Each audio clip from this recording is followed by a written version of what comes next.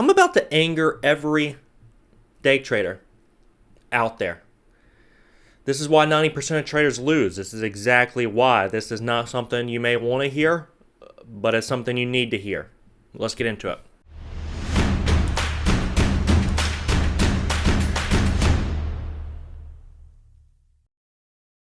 Now, I know this may be hard to believe, but stocks do not just go up forever. I know we had a few examples of that. GME, the short squeeze, AMC, SNDL, some of these stocks in the marijuana space as well, going up, up, up. You know, diamond hands, baby. Wall Street bets, sending these things to the moon. You got to understand, GME was a once in a... I've been trading for 5 years. I haven't seen a short squeeze to that degree. I've seen some stocks go from a few dollars to 100, but not to that degree of a short squeeze. You got to understand those are anomalies. They happen here and there. We maybe see a one or two a year, but otherwise, stocks don't just go up forever.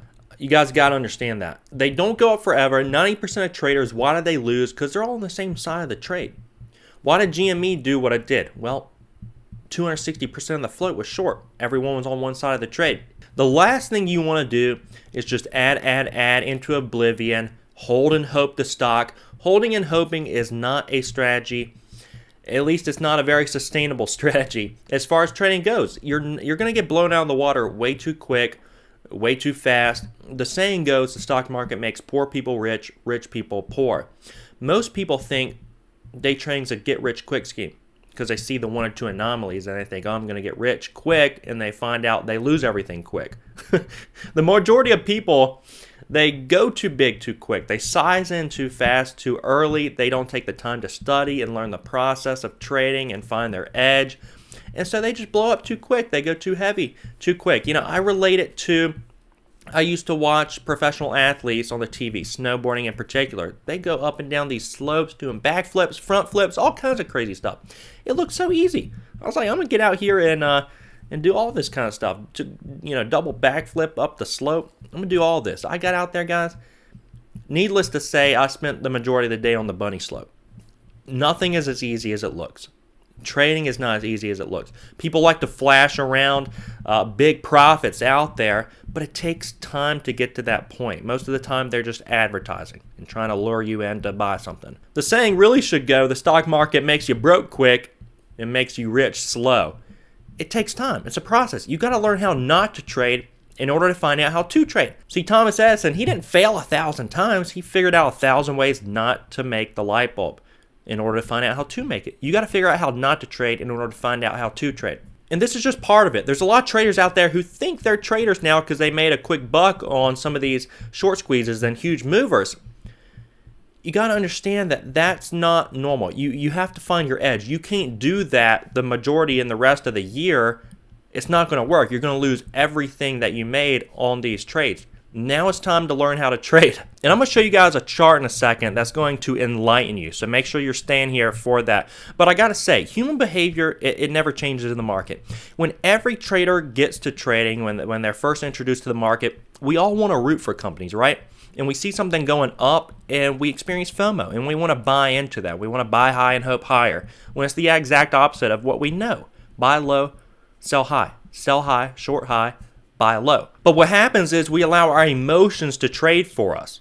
When the trade feels comfortable, that's when we take a trade. When we feel like we're going to miss out if we don't take the trade. I got to tell you guys, comfortable trades are usually not profitable trades. Usually the profitable trades are the uncomfortable trades. Because guess what? 90% of traders out there are taking comfortable trades. The trade feels right, feels good. I'm going to jump into it. Guess what? You bought at the top, you're selling at the bottom.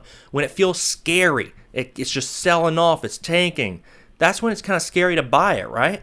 But that's when you're supposed to buy. Buy low, sell high. When something's going up irrationally, that's when you're supposed to sell high, short high. Buy low. The main problem in trading is emotions. Our emotions are our worst enemy. It's not the market. It's not hedge funds. And this is what you need to hear. This is not what you want to hear. It's our emotions. It's our ego. We cannot let our ego trade for us. Our ego doesn't know how to trade. We have to trade the chart, not let our emotions trade it for us. Saying, oh, this will come back around. Let me just hold and hope.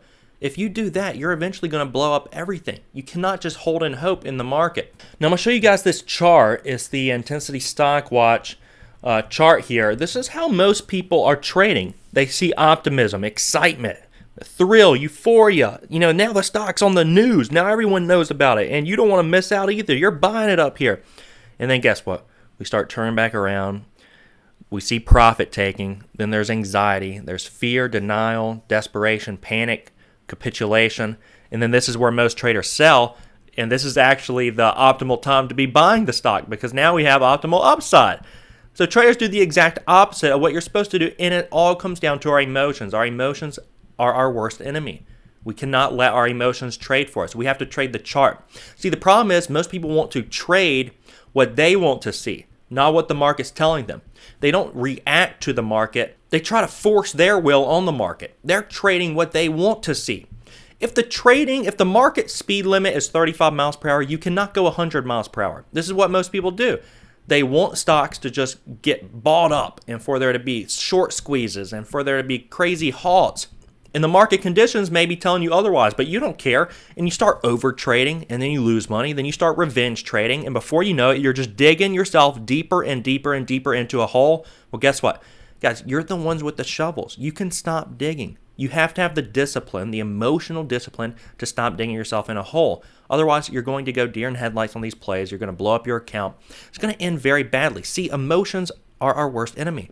If the weather outside is below freezing, I'm not going to say, well, I want it to be sunny today. I'm going to go out there in a Speedo and go about my day. It's not going to work. We have to learn to trade and react objectively to what the market is saying the speed limit is, to what the overall market sentiment is.